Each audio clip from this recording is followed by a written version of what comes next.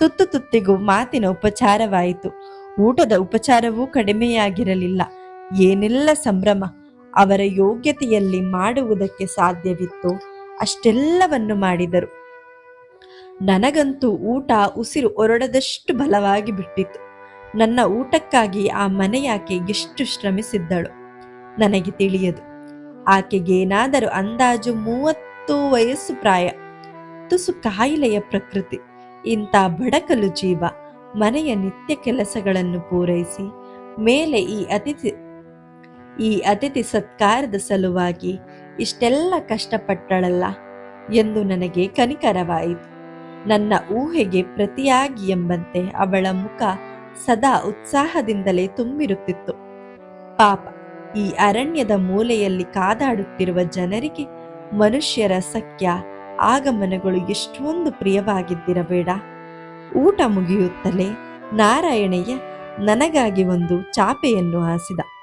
ಅದರ ಮೇಲೆ ಕಂಬಳಿ ಜಮಖಾನೆಗಳನ್ನು ಹರವಿದನು. ಒಂದು ದಿಂಬನ್ನು ತಂದಿರಿಸಿದ. ತುಂಬಾ ನಡೆದಿದ್ದೀರಿ, ಸ್ವಲ್ಪ ಒರಗಿಕೊಳ್ಳಿ ಎಂದು ಉಪಚರಿಸಿದನು. ನನಗೂ ಅದೇನೇ ಬೇಕಾಗಿತ್ತು.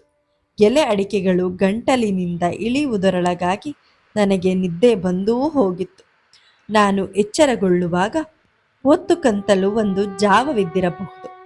ಕಣ್ಣು ಇಸುಕುತ್ತಾ ಆಕಳಿಗೆ ತೆಗೆದು ಹಾಸಿಗೆಯ ಮೇಲೆ ಕುಳಿತುಕೊಂಡೆ. ನಾರಾಯಣಯ್ಯ ಎಂದು ಕರೆದ.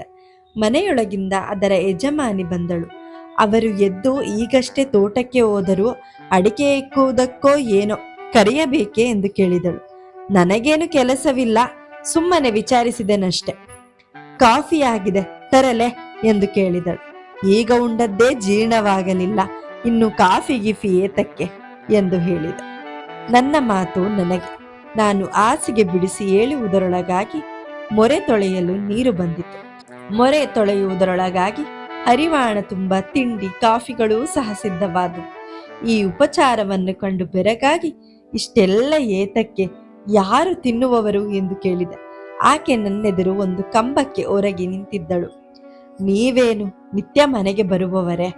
ಏನೋ ಪುಣ್ಯದಿಂದ ಮಾವಯ್ಯನಲ್ಲಿಗೆ ಬಂದಿರಿ, ಅಲ್ಲಿಂದ ಇಲ್ಲಿಗೂ ಬಂದಿರಿ. ಅಲ್ಲವಾದರೆ ನಿಮ್ಮಂಥವರನ್ನು ಉಪಚರಿಸುವ ಯೋಗ್ಯತೆ ನಮಗೆಲ್ಲಿಂದ ಬಂತು? ನಾರಾಯಣಯ್ಯ ಇವಳ ತಲೆಯಲ್ಲಿ ನಾನೊಬ್ಬ ತಹಶೀಲ್ದಾರನೆಂದು ತುಂಬಿಸಿರಬೇಕು ಎಂಬ ಅನುಮಾನ ನನಗಾಯಿತು. ಆದರೆ ತುಸು ಹೊತ್ತಿನಲ್ಲಿ ನನ್ನ ಅಭಿಪ್ರಾಯ ಬದಲಾಯಿತು. ಆಕೆ ನಿಂತುಕೊಂಡ ಬಗೆ, ಮಾತನಾಡುತ್ತಿದ್ದ ರೀತಿ ಇವುಗಳನ್ನು ಕಂಡರೆ ನನ್ನ ಬದಲು ಅಲ್ಲೊಂದು ಕಂಬ ನಿಂತಿದ್ದರೂ ಸಹ ಅದೇ ಬಗೆಯ ಉಪಚಾರ ಸನ್ಮಾನಗಳು ನಡೆಯುತ್ತಿದ್ದವು ಎಂದೆನಿಸಿತು.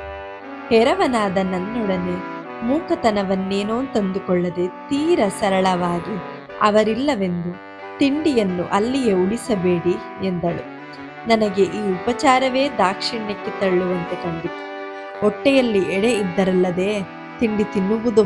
ಹಾಗಾಗಿ ಬರಿಯ ಬಾಯಿ ಮಾತಿನ ಕೃತಜ್ಞತೆಯನ್ನು ಅರ್ಪಿಸುವವನಂತೆ ವಿಷಯವನ್ನು ಪಲ್ಲಟಿಸಿ, ಮಕ್ಕಳು ಆಚೆ ಮನೆಯಲ್ಲಿದ್ದಾರೆಯೇ ಎಂದು ಕೇಳಿದ.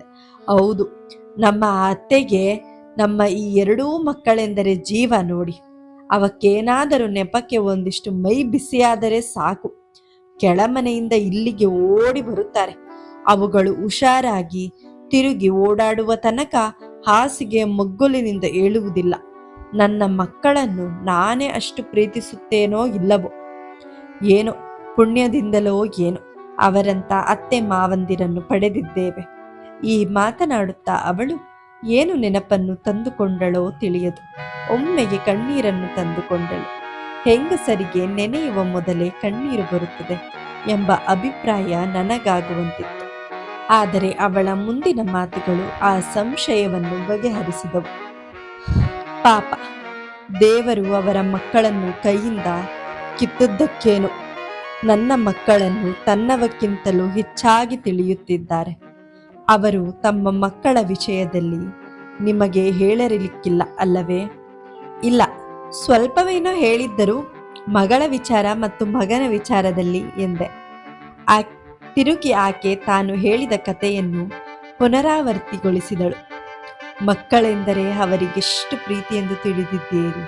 ಅದರಲ್ಲೂ ಹೆಣ್ಣು ಹುಡುಗಿಯರ ಮೇಲೆ ಅವರ ಮಮತೆ ಸ್ವಲ್ಪವಲ್ಲ. ವಾಗ್ದೇವಿ ಎಂದು ಅವಳ ಹೆಸರು. ಪಾಪ, ಅವಳು ಮನೆಗೆ ಮೊದಲನೇ ಬಾಣಂತಿತನಕ್ಕೆ ಬಂದವಳೇ ಹಡೆದು ತೀರಿಕೊಂಡಳು. ನಾನಾಗ ಇವರನ್ನು ಮದುವೆಯಾಗಿ ಇಲ್ಲಿಗೆ ಬಂದಿದ್ದೇನಷ್ಟೆ. ಸಾವಿನ ಮನೆಗೆ ನಾನು ಹೋಗಿದ್ದೆ. ನನಗೂ ವಾಗ್ದೇವಿಗೂ ಸ್ವಲ್ಪ ಸ್ವಲ್ಪ ಪರಿಚಯವಾಗಿತ್ತಷ್ಟೆ. ಆ ದಿನ ಈ ಅತ್ತೆ ನನ್ನನ್ನು ತಬ್ಬಿಕೊಂಡು ಕರೆದ ಕಣ್ಣೀರು ಸ್ವಲ್ಪವೆನ್ನುತ್ತೀರಾ? ಅವರಾಗಲಿ ಮಾವಯ್ಯನಾಗಲಿ ಮನುಷ್ಯರಲ್ಲ, ದೇವರ ಅವತಾರ ಎಂದು ನನಗನಿಸುತ್ತದೆ. ನಮ್ಮವರಿಗಾಗಿ ಹುಡುಗಿ ನೋಡಲು ಗೋಪಾಲ ಮಾವಯ್ಯ ಊರೂರು ಸುತ್ತಿ ನಮ್ಮ ಮನೆಗೂ ಬಂದಿದ್ದರು.